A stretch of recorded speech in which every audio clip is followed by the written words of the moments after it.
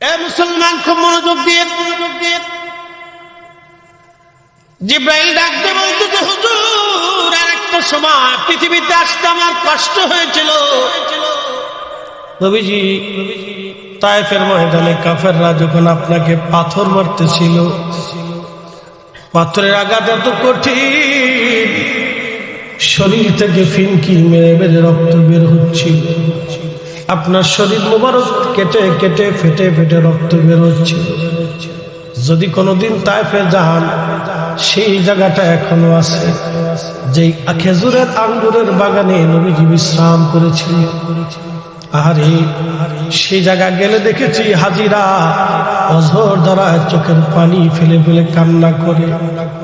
দিন কালেমা প্রচারে আল্লাহর নবীর কত কষ্ট হয়েছিল। পাথরের পর পাথর এসে এসে গায়ে লাগতে লাগলো, মাথা ফেটে চামড়া ফেটে ফেটে রক্ত বের হয়ে হয়ে এত পরিমাণে রক্ত বের হয়েছিল, পা মোবারকের জুতা পর্যন্ত রক্তের সাথে লেগে গিয়েছিল।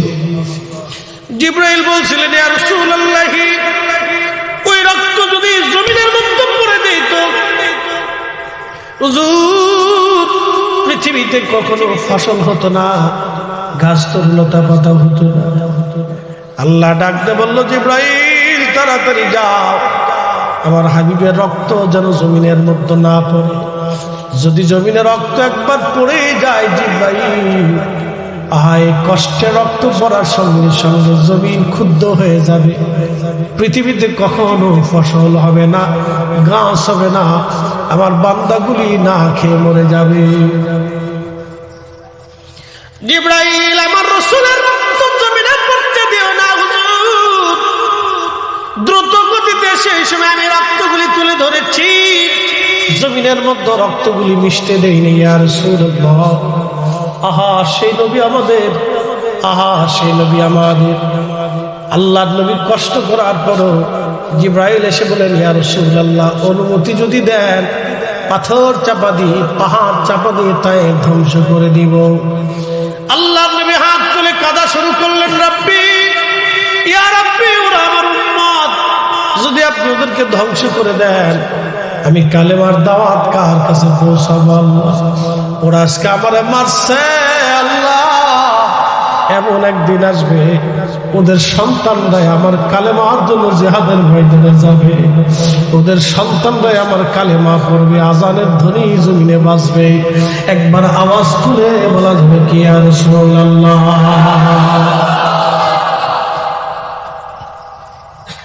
তিনি রাহমাতুল লিল আলামিন, রাহমাতুল লিল আলামিন, রাহমাতুল লিল আলামিন।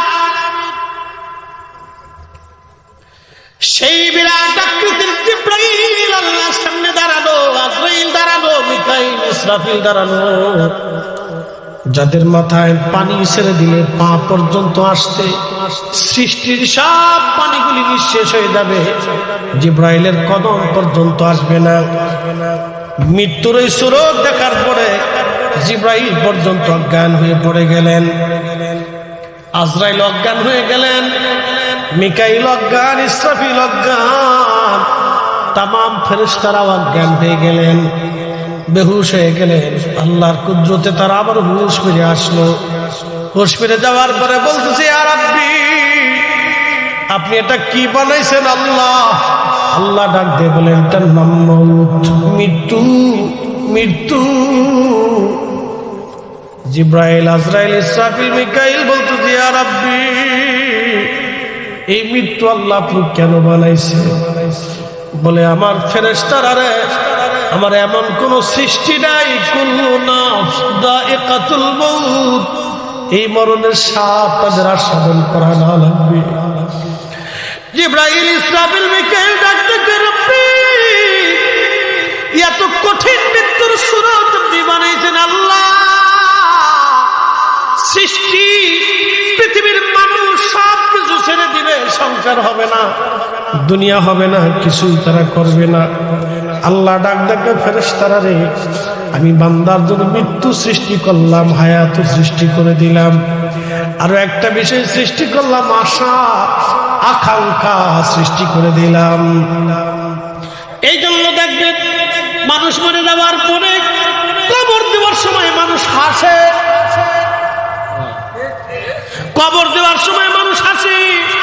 বন্ধুরা গল্প করে কালকে কি করবে, কবরের পাশে দাঁড়ায় দাঁড়ায় গল্প করে, কিন্তু তারাও জানে এই কবর আগামী দিন তার জন্য প্রস্তুত হবে।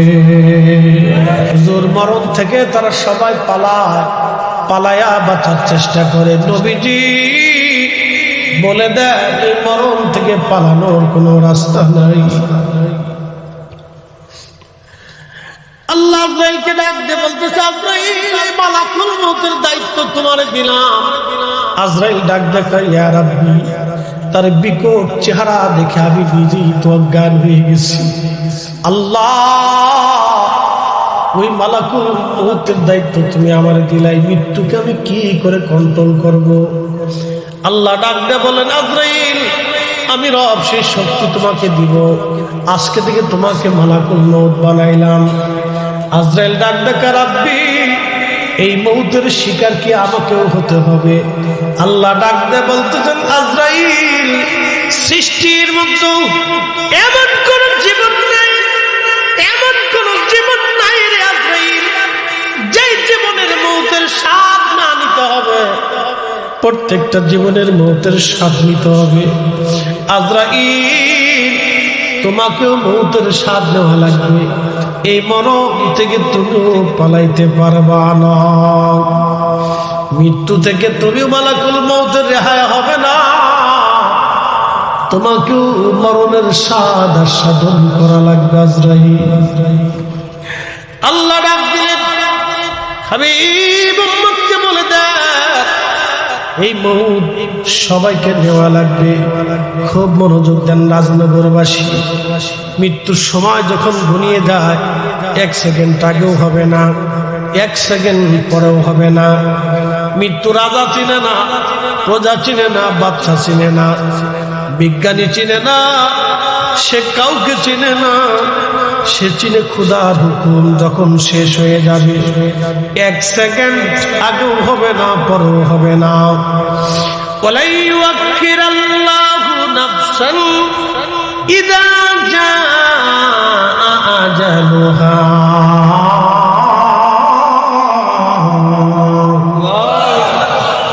আল্লাহ ডাক দেখে, হাবিব উম্মতকে জানা, 1 সেকেন্ড আগেও না, 1 সেকেন্ড পরেও না। হায়াতের গন্ডি যখন শেষ হয়ে যাবে, আগেও হবে না, পরেও হবে না।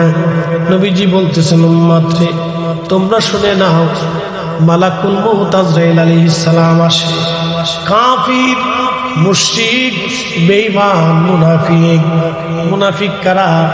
কথায় কথায় যারা মিথ্যা বলে, আমানত রাখলে খেয়ানত করে এবং ওয়াদা করলে বরখেলাপ করে।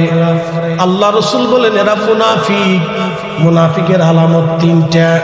1 নাম্বার, কথায় কথায় মিথ্যা বলে।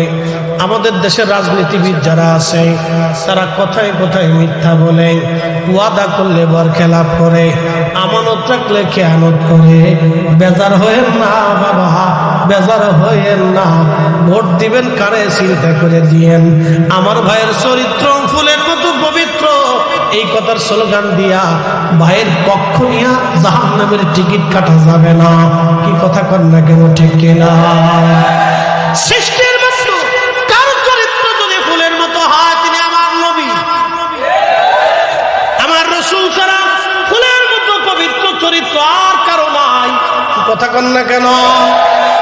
হাজিরিন, খুব মনোযোগ দিয়ে শুনে যাবেন। আজ উচিত কথায় ময় বেজার, গরম বাতে বিলাই বেজার, ডাল বাতে কুটুম বেজার। ও মালিক আমার আল্লাহ বললেন, হাবিব উম্মতকে জানায় দেন, আমি রব তাদের মৃত্যু সৃষ্টি করলাম। এই মৃত্যুর একটা রূপ আছে, চেহারা আছে। যেমন আমাদেরকে আল্লাহ সৃষ্টি করলেন, প্রত্যেকটা মানুষের এক এক ধরনের চেহারা, কিন্তু গঠন প্রণালী কাঠামো একই রকম, কিন্তু চেহারা আর একটু একটু কোন রকম ভিন্নতা আছে। এখানে আমরা যতগুলি মানুষ, সবার চেহারা কিন্তু একরকম না, সবার চোখ, কান,